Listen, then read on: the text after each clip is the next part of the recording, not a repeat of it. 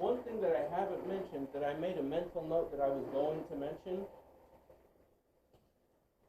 is that when you are drawing these things down, if you kind of start at the back of the stock, like your hammer hits right here, it creates a ledge, and then you chase that ledge down to the tip, and it bubbles the material out the front. And then you don't have to worry about fishtails, because you force the inner material to go out and it bubbles. Very important when you're doing tapers. The first couple tapers that I did went completely wrong that way. They fishtailed and I had to cut them off and continue, and they fishtailed again, and I wound up cutting them off and then grinding like a point on it so that I could get it worked down right. Which, by the way, I do have punches that come to a complete sharp point. Actually, I think I have one from here that I can show. Oh no, I've got my square punch. It used to come out to a really sharp point. It doesn't anymore. I used it to put up 10. That was kind of fun. You just take it, you hold it against the tin that you want to put your nail in, and then you hit it, and it punches a hole through your tin, and then you don't have to worry about trying to hit this roofing nail and wind up hitting your finger, because the roofing nail just kind of slips into the hole that you just made in the tin. Really awesome.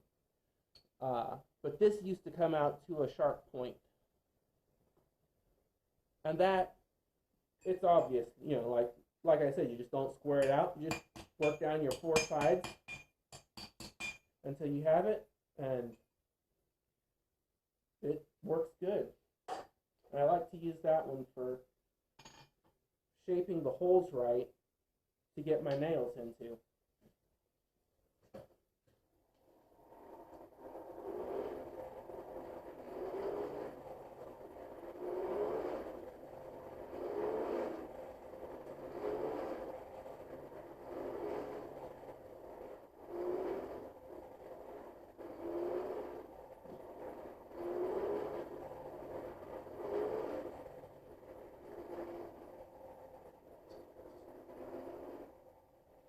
This one is probably one of the easiest tools that I make. It is so simple. And it works. And if it you know, like goes dull, you just keep sharpening it. And it's not, there's two ways to make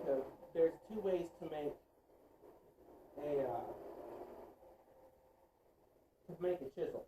One of them is to take your metal, and it's to flatten it out. You just flatten it out and square it, and, you know, even it up, make it look nice, but it's flat.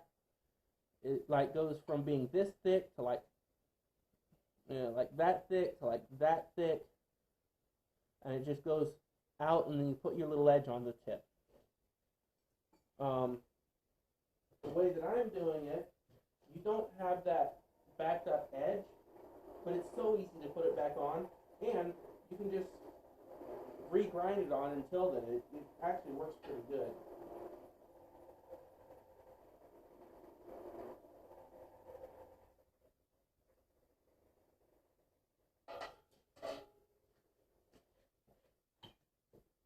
And we're going to orientate ourselves so that this cutoff piece is working with us.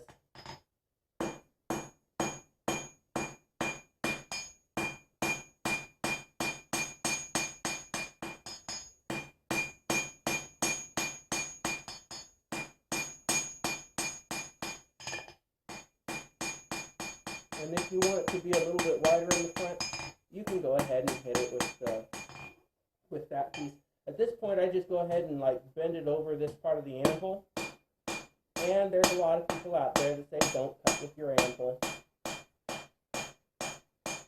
basically you just want to get that metal thin enough to where when you bend it, it just snaps right off.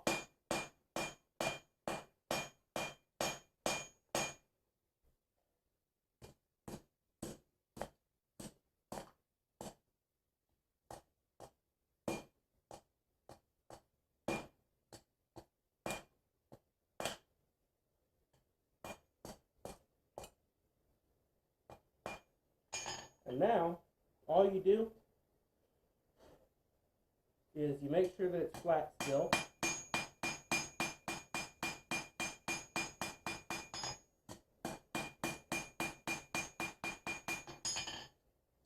And you just file this flat or grind it flat, and then you put your bevel on. You just file your bevel in, or you grind your bevel in,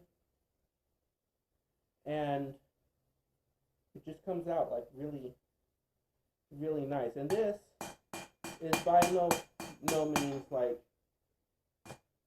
an expensive chisel, like, you know, but this works. It's nice, it's quick, it's easy. You get the cutting edge. It's got all of this to back it up. And if at some point you feel like you've ground back a little bit too far, you just shove it back in the fire and heat it up and re-flatten it out again. It works. And I have not had one of these deform on me. These have been very good chisels. Cold chisels, when I've been using it as a cold chisel. I'm sure that there's other chisels out there that will get through tougher stuff than I've been working with. But basically for what I have needed it for, these chisels work great, and they haven't deformed yet. And another nice thing is because of the type of metal that they are, they're soft enough that if the chisel hits my anvil face, it won't ding it.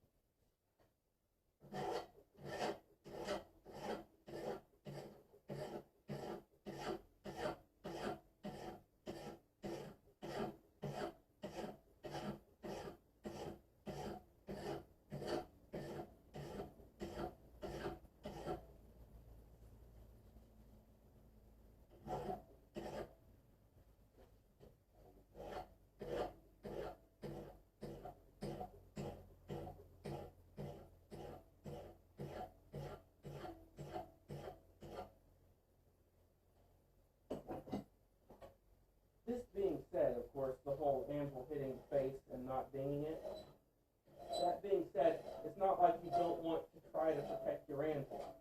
It's just kind of nice to know that in the event that that happens, it won't mess up your anvil. Kind of gives you a little bit of a second chance.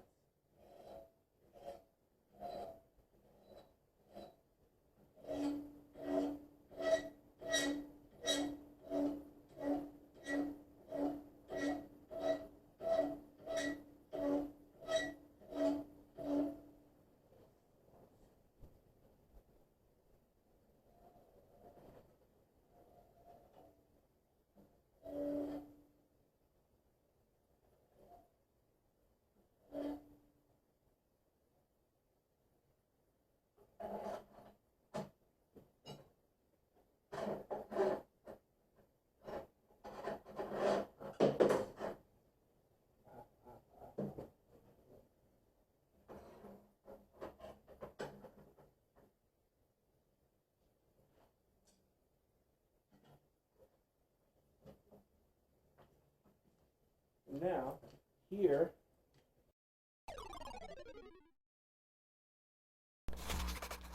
okay, so basically what happened is the camera cut off before I could finish showing you the edge, which is fine because I didn't finish.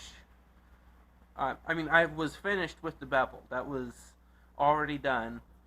So basically, here's where I am. I went ahead and I cleaned up the back of these things.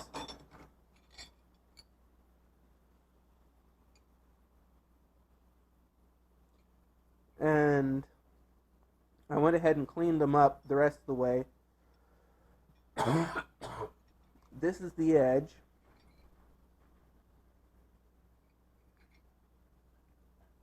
And this is after I took it and I made a mark. I have not touched this thing in the slightest, and there's no deformation, nothing. And here's the mark that I made.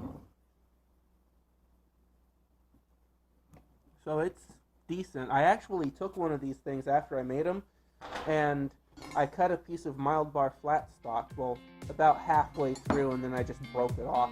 But it wasn't doing anything to the chisel.